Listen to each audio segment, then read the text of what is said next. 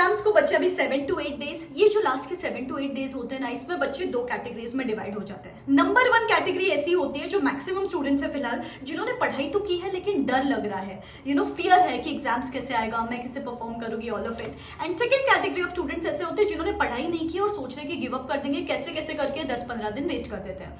तो I am going to cover both these types of students here, और ऐसे बहुत सारे motivational videos to guide you, to motivate you, short motivational clips, सब कुछ till the end of your examination इस channel पे आपको मिलता रहेगा। तो सब्सक्राइब करके रखना, बेल आइकॉन हिट करके रखना।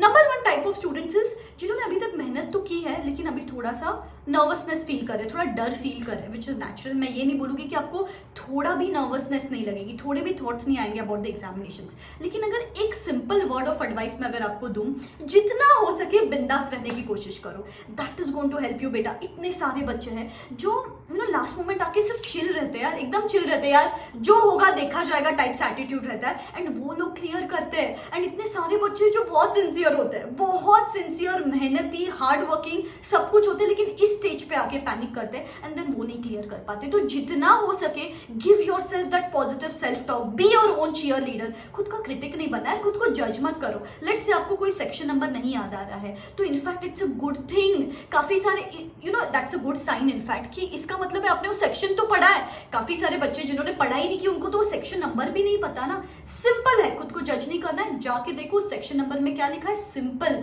नॉट द टाइम टू जज। बैठे रहो एक जगह पे और सोचते रहो अरे यार वो सेक्शन नंबर तो मुझे याद नहीं आ रहा है, फिर उसके पीछे पूरी चेन ऑफ थॉट्स। ओके, अपनी वो आदत ही है चेन ऑफ थॉट्स की, अरे यार ये मुझे याद नहीं आ रहा है तो एग्जाम में दूसरी चीज याद नहीं आई, तो फिर मैं एग्जाम में ब्लैंक हो गई, तो पूरा chain of thoughts get created. और ये जो लास्ट के 7-8 डेज है जो आपको आपका 100% एफर्ट्स देना है, तो वो पूरा सिर्फ थॉट्स और पैनिक स्टेट ऑफ माइंड में चला जाता है। गाइज मैं आपको इतना बोलती हूँ, खुद के दिमाग को तब उतना ही बोलो, नहीं चाहिए मुझे 80 मार्क्स, नहीं चाहिए मुझे 90 मार्क्स, नहीं चाहिए मुझे 100 मार्क्स, मुझे चाहिए 55 मार्क्स, उतना तो मैं लेके आऊंगी। That should be the kind of confidence now, because see at the end of the day you haven't come this long to only come this long। इतने sacrifices किए यार, इतनी मेहनत की है, इतने sleepless nights है, early mornings, late nights, सब कुछ किया है। ये टाइम है बस कॉन्फिडेंट रहने का, एंड इनफैक्ट कॉन्फिडेंस फील भी नहीं होता है ना, तो फेक दो कॉन्फिडेंस, मैं तो कर लूंगी बेटा, I am just going to get it done. आपको पता है ये जो ट्रेड्स होते हैं ना नर्वसनेस के और एक्साइटमेंट के, थोड़े बहुत सेम होते हैं। जब भी आपको डर लगता है या फिर जब भी थोड़ा बहुत नर्वसनेस हो या एक्साइटेड हो तब हैंड शिवर करते हैं। लेट्स से आपने आपका एक नया फोन खरीदा, आईफोन खरीदा है,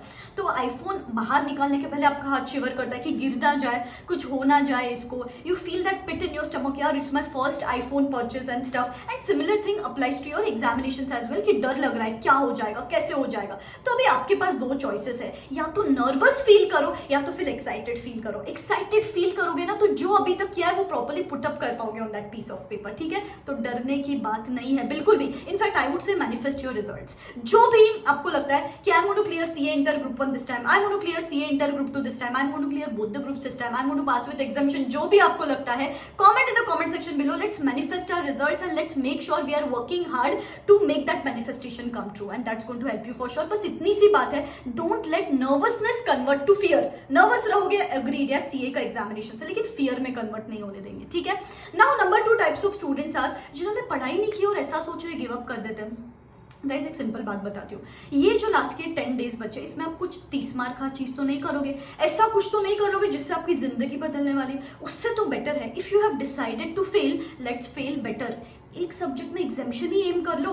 अगर आपने एक हाथ सब्जेक्ट भी पढ़ा हुआ है अभी तक, एक सब्जेक्ट ये 7-8 डेज में पढ़ लो, एक सब्जेक्ट को तो 2 दिन की छुट्टी है बिफोर एग्जामिनेशन। अगर ऐसे करके कंसोलिडेट करके, यू नेवर नो कि राउंड फिगर 150 मार्क्स आ जाए। बहुत सारे लोगों के साथ हुआ है हाँ ऐसा पास्ट में। और सपोज आपको लगता है कि अभी तक कुछ ही नहीं किया, at least aim for examination in 1 paper. और कुछ नहीं, बस आईसीआई का स्टडी मटेरियल उठा लो, उसमें जो क्वेश्चन है प्रिसाइज क्वेश्चन है, सिर्फ उतने क्वेश्चन की प्रैक्टिस करो, क्वेश्चन आंसर फॉर्मेट में पढ़ाई करो। अब तक काफी कुछ हो सकता है, अब तक यू कैन हिट दो 60+ marks. It is just about having that mindset कि यार इसमें तो एग्जामिनेशन एम कर लेते हैं। यू नो एक एग्जामिनेशन भी gives you that push and gives you that excitement for the upcoming attempt. आप मुझे बताओ, अब तक जब अपन एक ग्रुप देते थे तो एक ग्रुप में 4 पेपर्स देते थे। अगर आपको एक पेपर में एग्जामिनेशन आ गया तो नेक्स्ट टाइम 5 पेपर्स देने, it's not going to make that much of a difference, but आपका जो माइंडसेट है वो पॉजिटिव रहेगा। यार एक पेपर में एग्जामिनेशन है, सिर्फ 7 दिन पढ़ के एक पेपर में एग्जामिनेशन है, वो माइंडसेट कैरीड फॉरवर्ड रहेगा। तो if not for you, at least do it for your parents, take out something out of this attempt at least.